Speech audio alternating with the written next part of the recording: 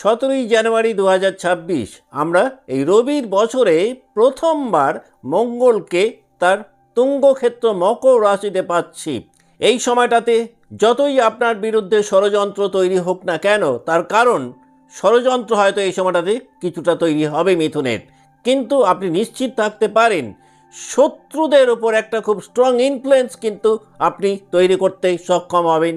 যারা ঋণের কারণে ভীষণ রকমভাবে চিন্তিত রয়েছেন, যারা লিগ্যাল প্রবলেমের মধ্যে রয়েছেন, এই সময়টাতে কিন্তু একাধিক অপরচুনিটিস পেতে পারেন।